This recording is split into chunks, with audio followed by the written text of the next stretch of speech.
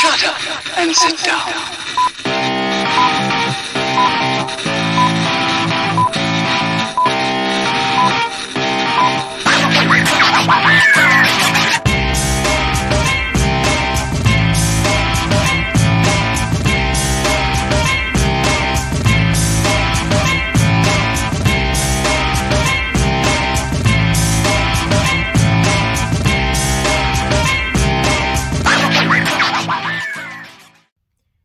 Hello everybody, and welcome to another episode of the Rural Report. I am your Rural 2 IC, and today we are going to entitle this episode, Don't Go It Alone. And I'm not going to give a date like I have in the past because I don't know when this is going to upload. I have nothing typed up with this one. Today I just have some thoughts that I want to share with everybody to kind of get you thinking and try and expand upon that as you will, and do with that as you may.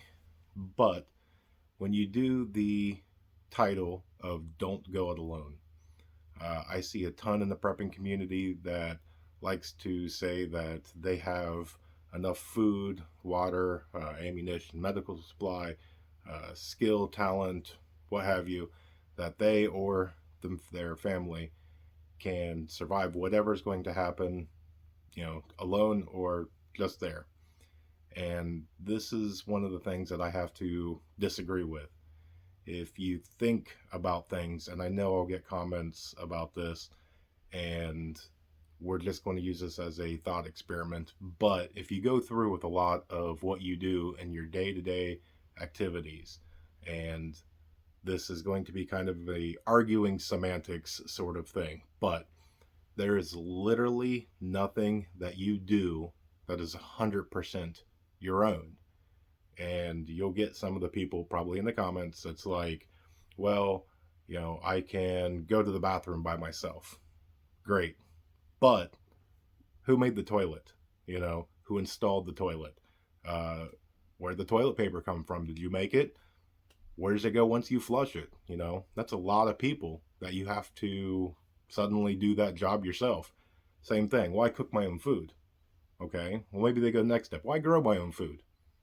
Okay. But what about the supplies that you have? You still have tools. I'm guessing that you didn't make the gardening tools. I'm guessing, you probably didn't have the seeds on hand. Probably bought them from a store. Anything along the stuff of the clothes that you wear when you go outside the garden. Your stove that you're using to cook, the glass jars you're using to can.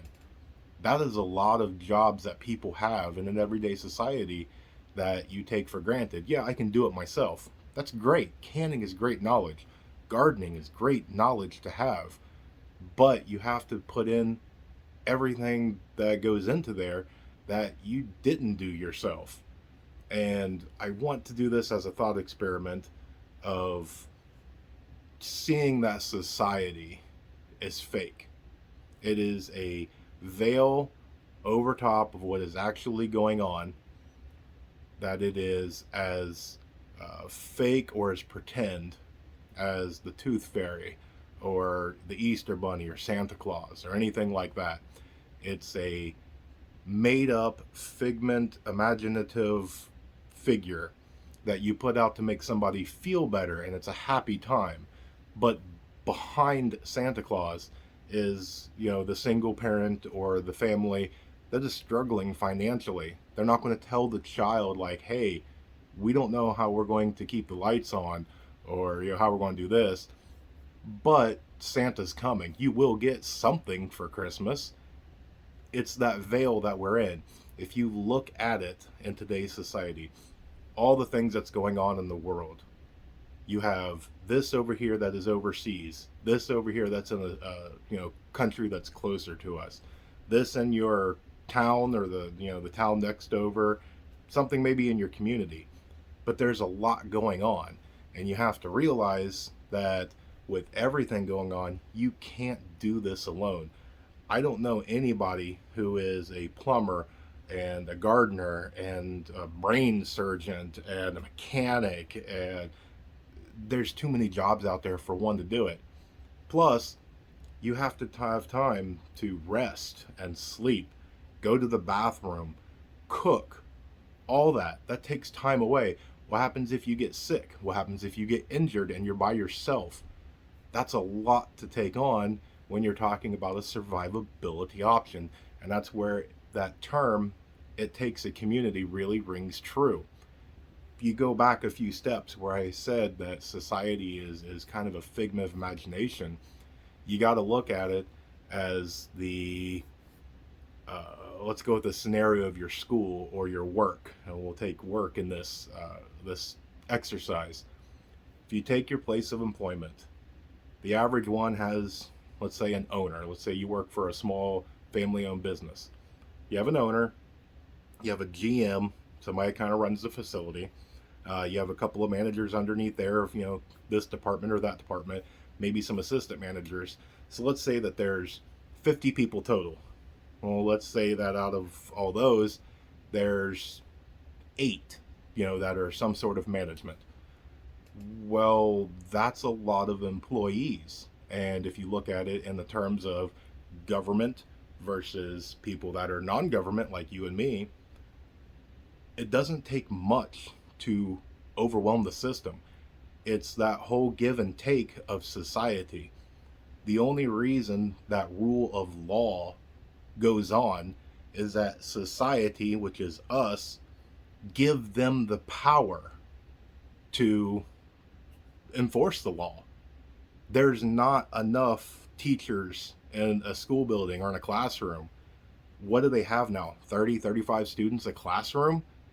If you had most of the kids, let's say 50% of every classroom, all of a sudden something happens and 50% of all the kids in each classroom in the entire school just panics. There's not enough teachers to control that. And if you stop and you think about that, that almost gives me a little bit of panic, being a parent myself. But it's that whole structure. You have to have that acceptance that there's one that leads a mass, and that mass understands how this works and everybody agrees to it. It doesn't take much. One parent or one teacher or one boss can go through and control one, can control two, but let's throw it in there, 3, 4, 5, whatever number you want to get to before everything slips into total chaos and anarchy. At some point in time, you have to realize that what's going on in the world now is one of the many things that you have to think about in the prepping community. Yes, we want to learn how to do new skills and start fire from nothing, grow your own food, can it, how to repair clothing, how to do simple medical tasks and whatnot. But you have to also realize you don't have to do this all alone. And really, it's a better thing if you don't. This is the time to reach out.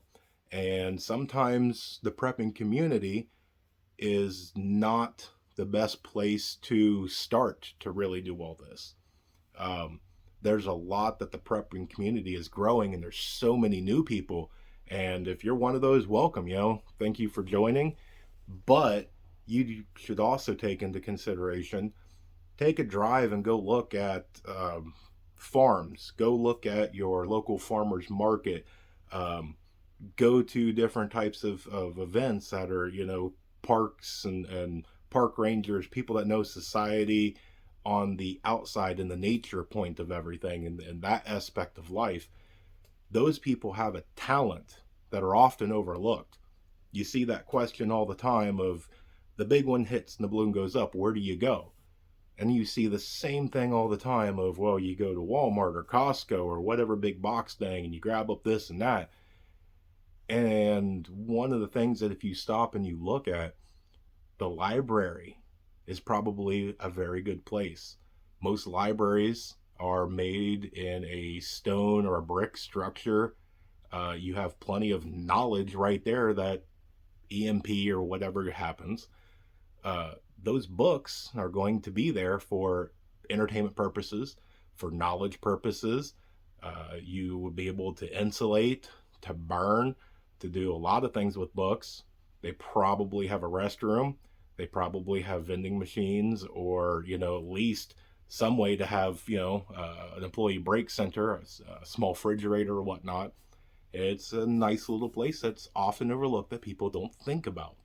And I implore you, as you go through your prepping, and as you start this, whether this is your first day, or this is a week or a month, or you've been doing this for years, I implore you to take and put everything into perspective and to look for your weak spots. You need to put everything that you have, all your skills and your knowledge and your tools and your gear and all your fun gadgets and all that. Go outside and practice. If it's too cold or it's rainy, whatever, those are great times to practice, by the way, but you need to stay indoors. Fine, practice indoors. Turn out your power and try and see what you can do and where your weak spot is without power.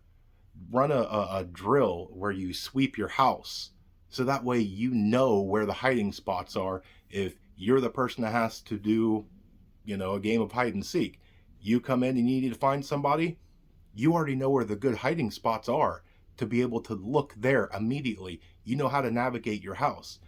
Reverse the role, and you're the hider and somebody just kicked your door in. You have to know, where's the best hiding spots? How do I do this? You have to know when to fight, when to run. This is a lot of things that you can be practicing right now. But as you practice, you're going to find your holes. Nobody's perfect. No family is set up for this. No group is really set up for this. If you take and you look at people that are law enforcement, military, whatever it is, there is such a tiny, minute amount of those people that could survive on their own doing absolutely everything. And I almost guarantee that if you ask them, would you rather do it alone or would you rather pick a small group of people, they're going to take people every single time. Why? Because many hands make light work. It rings true. That's from the day it was invented, of that saying, to today. It still rings true, and it'll always last forever because it is exactly what the saying goes. So I implore all of you to take and look inside. Look at your own preps. Look at your own gear. Look at your own set of skills. And look for your holes. Look for your weaknesses. And figure out, can I fill those gaps? Or do I need to find somebody else? Because even if you have a small group, let's say there's 10 in your group, and you go, we are fine. We have a doctor. Well, that's fine. What happens if your doctor can't make it? The balloon goes up, doctor gets taken out. Then what? I thought you were covered. Redundancy. Everybody should have a basic skill in every aspect of everything. So that way, if something happens, there's a little bit of knowledge to kind of help everybody through. Not saying everybody has to be a brain surgeon and everybody has to be a certified mechanic and whatnot, but everybody should have a basic understanding of how each job works to keep your group going. Everybody has to be able to sleep. Everybody's going to get sick. Everybody's going to get hurt at some point in time. You're going to need to pass that knowledge. So if you have a group, if you have a mag or any sort of a tribe, or however you want to call your group, get together and talk about this. Teach each other, go through and make sure everybody has a basic understanding of what's going on, what your role is, who's the backup if something happens, what their role is going to be. Have all this planned out. You have to understand that whenever something happens, today, tomorrow, next week, 10 years from now, you have to be mentally prepared to handle everything that's going to happen. You can have all the coolest guns and gear and all the TAC equipment, and you could be training that you were the most elite person in your squad when you were tactically trained, and you come from generations of farming to where you can do all this growing and canning, and you do all this stuff that you were trained medically as well. That's fine, and that's great. That sets you way above everybody else. But the point of it is, you can help others, even if you are that one elite person that you could throw out and you can survive. What about the others? What about your loved ones, your friends, your family, your neighbors? What about their loved ones? You can make the difference and change. You can teach. You can help others thrive. So it's just something to think about. And there's so much going on. And I know I've rambled, kind of vented a little bit. And we'll see where this goes. If you have any questions or comments, feel free to drop them below. And I will try and get back with as many as I can. We'll try and do a lot more videos here to come in the future. And with that, remember to remain united. We're all prepping in this together.